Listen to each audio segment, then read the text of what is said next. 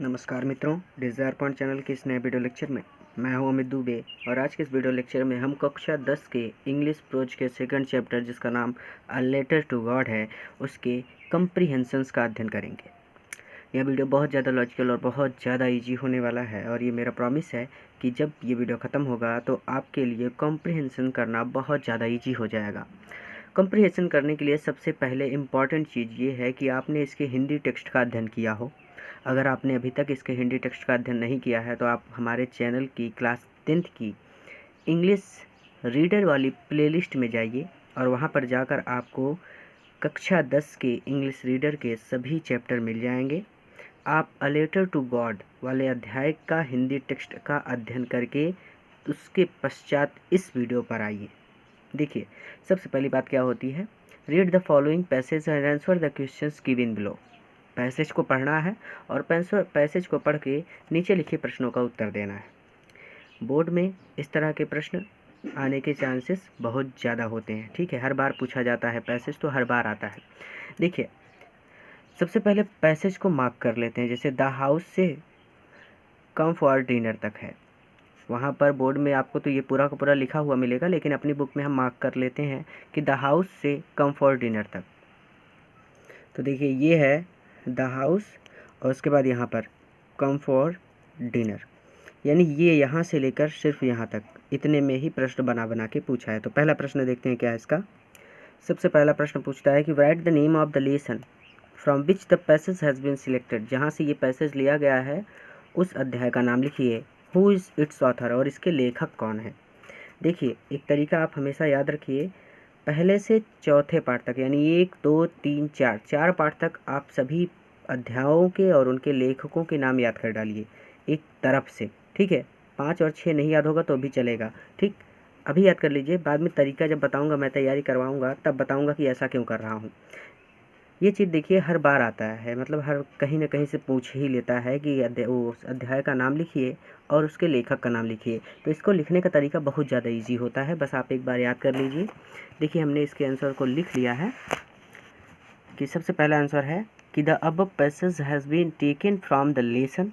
Lesson के बाद comma लगा के inverted comma a letter to God.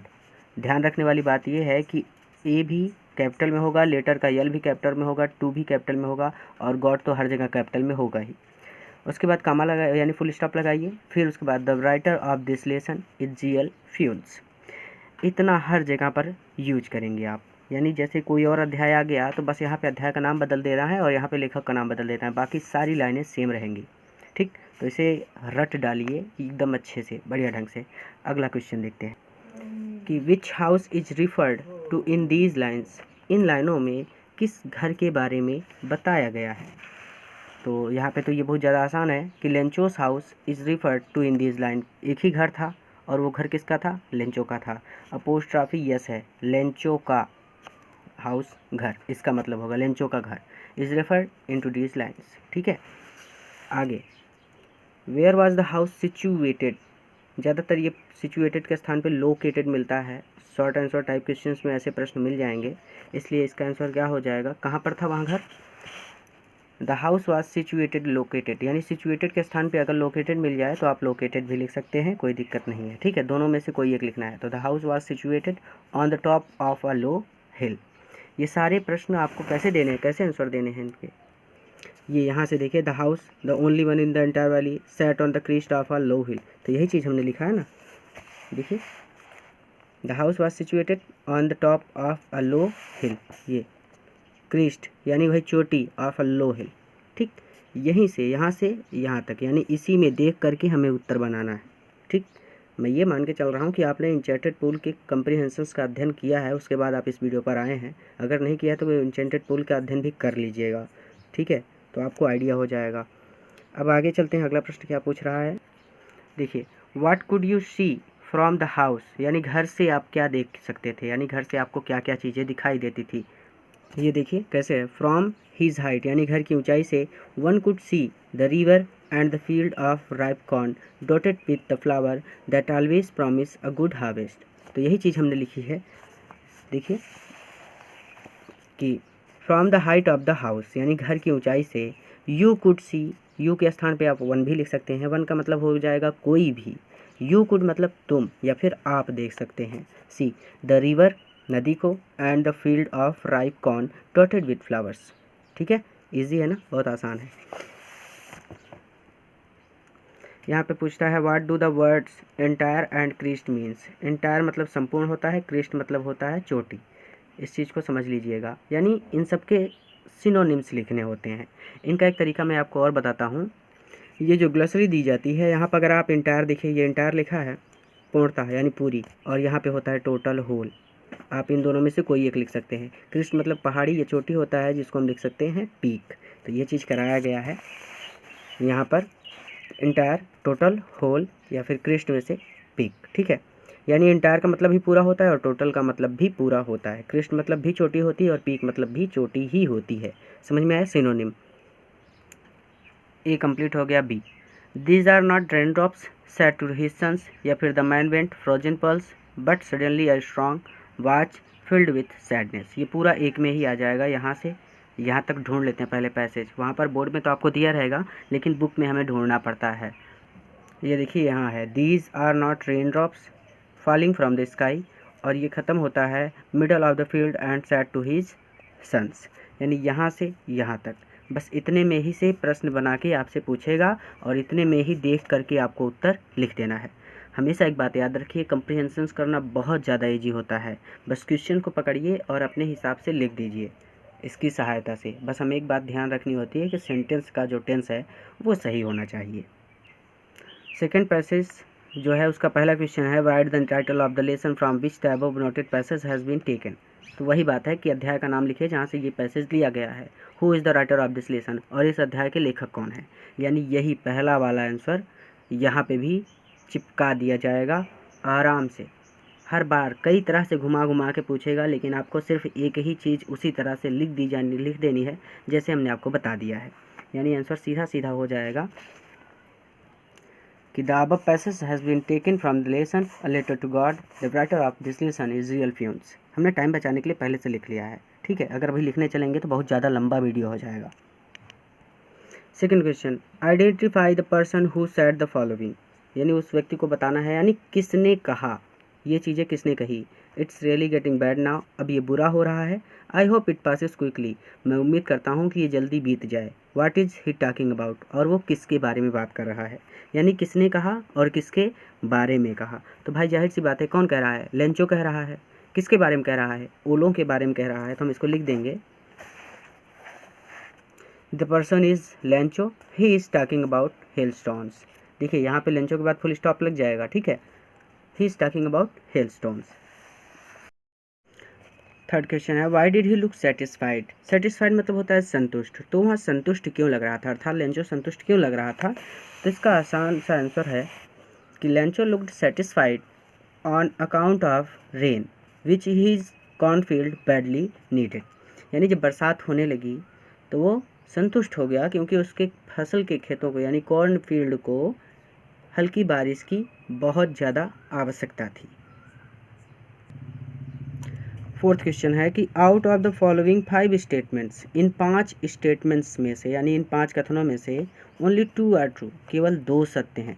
Point out these true statements, यानी उन 2 सत्य कथनों को ढूंढिए। तो पहला कहता है कि द हेल स्टॉर्म स्टॉप्ड सून, यानी ओले पड़ना जल्दी ही बंद हो गए थे। तो जल्द बंद हुए थे कि बाद बहुत टाइम लग गया था। तो भाई ये वाला तो गलत हो गया। The boys come out of the house and began to pick up the hail stones, बच्चे घर से बाहर आए और वो हेल स्टोन्स यानी उन जमी हुई मोतियों को इकट्ठा करने लगे थे ना। तो ये तो सही हो जाएगा। ठीक है, उसके बाद the corn field was covered with a thick layer of salt. Thick पतली लेयर मतलब चादर ऑफ साल्ट, यानी फसल साल्ट यानी ढक गया था। तो ऐसा लग रहा था ना कि जैसे इसे नमक की लेयर से ढांक दिया गया हो पूरे खेतों को, एक पत्ती भी नहीं बची थी। तो वही चीज़ कहते हैं कि कॉर्नफील्ड यानी मकई के खेत को नमक की एक पतली चादर से ढांक दिया गया था। भाई ये गलत हो जाएगा, क्योंकि बहुत ज़्यादा देर तक ओले पड़े थे और वो परत बहुत ज़्यादा मोटी हो गई थी। अगला है कि the rain was most welcome to the owner of the cornfield. Cornfield के मालिक अर्थात लेंचो ने रेन का वेलकम किया था, बरसात का वेलकम किया था। जी हाँ बिल्कुल, उसने बरसात का वेलकम किया था क्योंकि उसके खेतों को हल्की बारिश की आवश्यकता थी। तो ये वाला सही हो जाएगा। अब ये वाला सही हो गया और ये वाला सही हो गया, यानी दो सही हो गया, तो जाहिर सी बात है ये गलत हो जाएगा कि the hail stones were small in the size of new silver coins. जो छोटे हेल स्टोन थे वे क्या सिल्वर कॉइन थे? देखिए ये गलत हो जाएगा क्योंकि उसने ऐसा नहीं कहा था। उसने तो कहा था कि these are not rain drops falling from the sky, they are new coins. ये नए सिक्के हैं, ये रेन ड्रॉप्स नहीं हैं। The big drops are 10 cent pieces, बड़े वाले 10 सेंट के टुकड़े हैं। And the little ones are 5, और छोटे वाले 5 सेंट के। और वहाँ पर क्या दे रहा है? यहाँ पे दिया है कि the hail stones were small in the size of new silver coins, छोटे वाले नए चांदी के सिक्के थे। तो जाहिर सी बात है ये गलत हो जाएगा। पांचवा कहता है point out the words with the following meanings, they are located in first paragraph of the passage. यानी फिर वही बात है, वर्ब का हमें सिनोनिम्स लिखना है और बी लाइक का हमें सिनोनिम लिखना है। तो बी लाइक के लिए रिसेंबल हो जाएगा। रिसेंबल का मतलब होता है जैसा, एकदम मिलता जुलता, और बी लाइक का मतलब भी वही होता है। और उसके बाद ये देखिए यहाँ पे दिया है ड्रैप्ड। ड्रैप्ड मतलब ढका हुआ, ये देखिए कवर्ड या फिर रैप्ड, तो दोनों के लिए हो जाएगा। wrapped के लिए हम ड्रैप्ड लिख देंगे और रिसेंबल के लिए लिख देंगे बी लाइक। अगला प्रश्न है कि why did Lencho went out in the rain. Rain में लेंचो बाहर क्यों निकला था? तो इसका आंसर हो जाएगा कि Lencho went out in the rain to have the pleasure, PLEASURE, of feeling the rain on his body. अगला क्वेश्चन है कि what have the hail stones been compared to. Hail stones की तुलना किससे की गई? ये देखिए hail stones have been compared to new silver coins. उसने कहा था ना कि ये चांदी के सिक्के हैं। आगे, why was Lencho soul filled with sadness, यानी लेंचो की आत्मा दुख से क्यों भर गई? तो ये भी बड़ा आसान सा है कि Lencho soul was filled with sadness because the hail stones totally TOTALLY totally destroyed his cornfield. देखिए मैं वीडियो को छोटा करने के लिए फटाक से क्वेश्चन पूछता हूँ और तुरंत उसका आंसर दे देता हूँ, लेकिन आप बुक लेकर बैठिए, एक बार खुद से ट्राई कीजिए और फिर उसके बाद इस वीडियो को प्ले कीजिए। थर्ड क्वेश्चन यानी सी वाला paragraph, all through the night hello storm. पहले पैसेज ढूंढ लेते हैं, तो ये हो जाएगा ऑल थ्रू द नाइट से लेकर यहाँ हेल स्टॉर्म तक। अब क्वेश्चन देखते हैं। पहला क्वेश्चन कि write the title of the lesson from which the above noted passage has been taken, यानी अध्याय का नाम लिखना है। Who is author of this lesson, और इस अध्याय का लेखक कौन है? तो ये मैं करा चुका हूँ, बार बार नहीं बताऊँगा। दूसरा, what was Lencho's problem, what was his only hope. Lencho की प्रॉब्लम क्या थी और उसकी अंतिम होप यानी आशा क्या थी? तो पहला वाला तो सेम था। Second answer, Lencho's problem was the total loss of his crop by hail stones, यानी उसकी प्रॉब्लम तो ये थी कि उसकी पूरी फसल हेल स्टोन्स ने ख़राब कर दी थी। और दूसरा, his only hope now the help of God, अब उसकी केवल एक ही आशा थी, भगवान से मदद। ठीक है, ये बुक में बहुत बढ़िया क्वेश्चंस दिए हैं। आगे देखते हैं क्या है आगे। Why would Lencho's family go hungry, Lencho का परिवार भूखा क्यों रहता? What help did Lencho want from God and why, और उसे भगवान से कैसी मदद चाहिए थी और क्यों चाहिए थी? तो इसका आंसर देखिए क्या होगा कि Lencho's family would go hungry because his crop was totally destroyed. आप ये सारी चीज़ें पैसेज में ढूंढने के बाद करेंगे, ठीक है, मैंने कर दिया है इसलिए मैं फटाफट बता रहा हूँ। Lencho's family would go hungry because his crop was totally destroyed, ये चीज़ था। उसके बाद he wanted 100 pesos to sow seeds, उसे 100 पीसोस की आवश्यकता थी। क्यों आवश्यकता थी? सो सीड्स, फसल बोने के लिए। यही पूछा है ना कि वाई, क्यों। Fourth question, what had Lencho's learned about God, Lencho ने भगवान के बारे में क्या सीखा था, यानी उसे क्या पता था भगवान के बारे में? वो जानता था कि भगवान की आंखें सब कुछ देखती हैं। तो यही हो जाएगा, Lencho had learned about God that his eyes see everything even in one's conscience, भले ही वो उसकी अंतरात्मा में हो फिर भी भगवान की आंखें सब कुछ देखती हैं। पैसेज का लास्ट क्वेश्चन है पॉइंट आउट दोज 2 वर्ड्स, यानी वही चीज़ है, फिर से सेम लिखना है। तो इनर सोल ये तो अभी अभी कराया है मैंने, यहाँ पे कॉन्साइंस हो जाएगा, और अर्ली इन द मॉर्निंग का हो जाएगा डे ब्रेक, यहाँ पे कराया जा चुका है। ये इनर सोल का कॉन्साइंस होता है अंतरात्मा, और अर्ली इन द मॉर्निंग का होता है डे ब्रेक।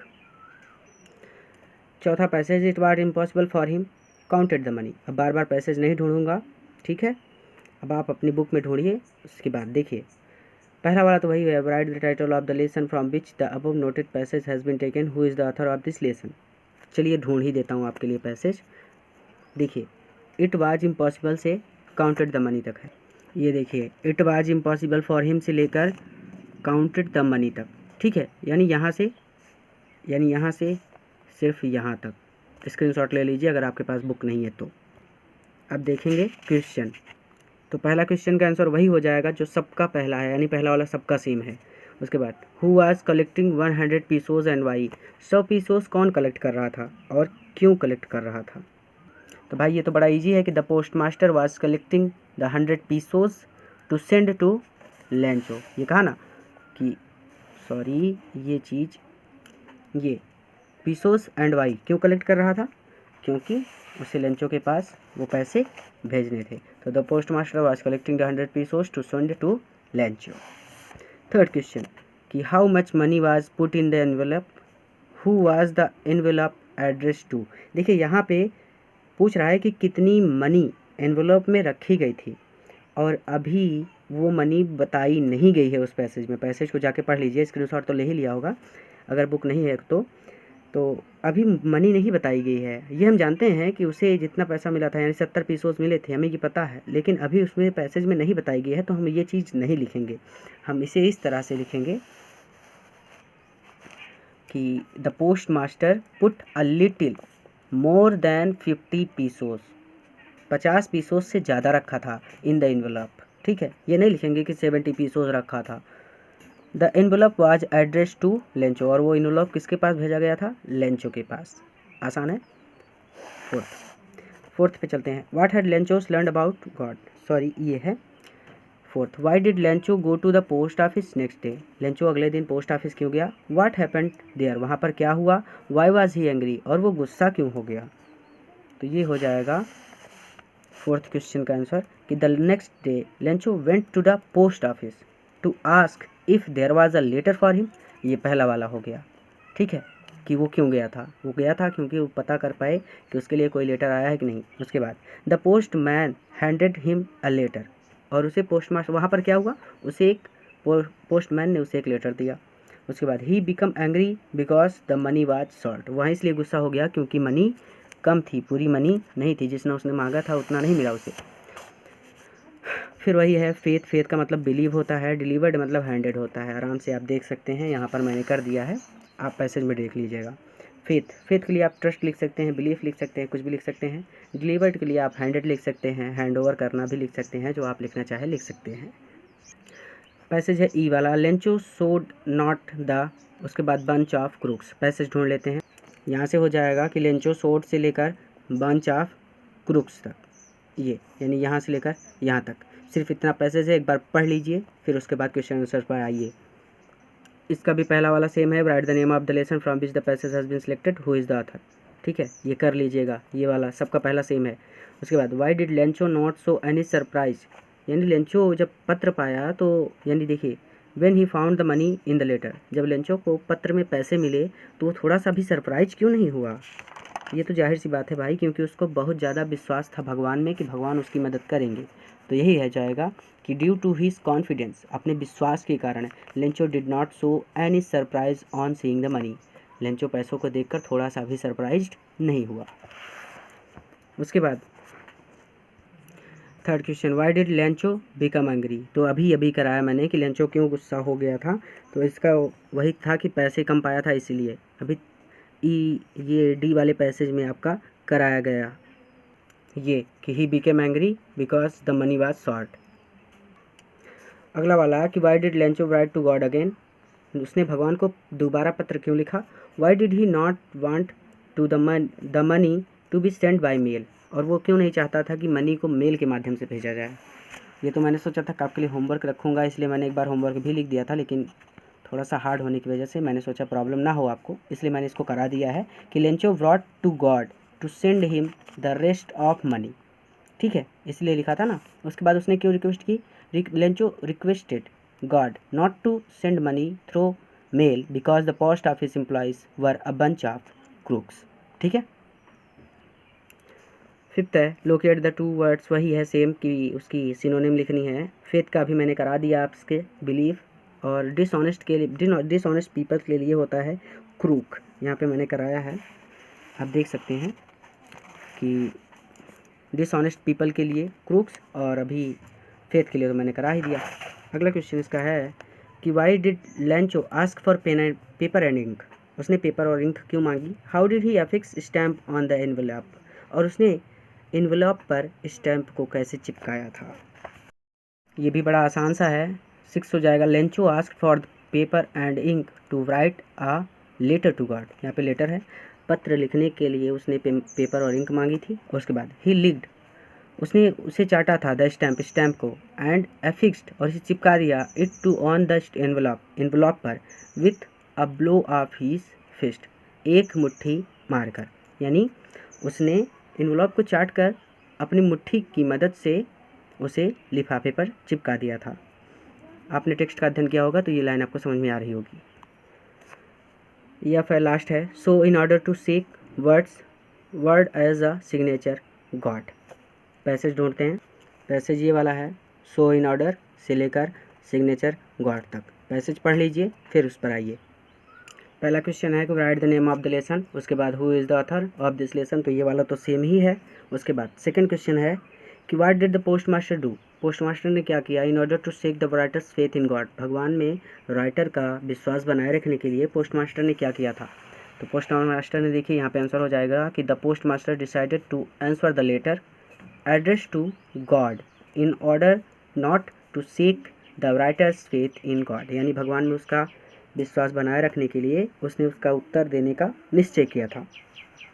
आई थिंक ये बहुत सिंपल बात है। अब आपके लिए एक होमवर्क है, ये मेरी तरफ से है कि how much money did Lencho get. मेरा प्रश्न है आपसे कि लेंचो को कितने रुपए मिले थे। ठीक है, तुरंत कमेंट बॉक्स में जाइए, फटाक से इसका आंसर लिखिए, मुझे इसका आंसर चाहिए। ठीक है, आपको पता होना चाहिए, कम से कम एक आंसर तो आप अपने मन से करके आएंगे। अगर सही होगा तो मैं लाइक कर दूंगा, और गलत होगा तो मैं डिसलाइक कर दूंगा। कमेंट ज़रूर कीजिएगा ताकि वो भी बच्चे जिन्हें इसका आंसर ना पता हो वो कमेंट बॉक्स में जाकर इसका आंसर देख सकें। ठीक है, पूरा वीडियो देखने के लिए धन्यवाद। अपने मित्रों के साथ भी शेयर कीजिएगा।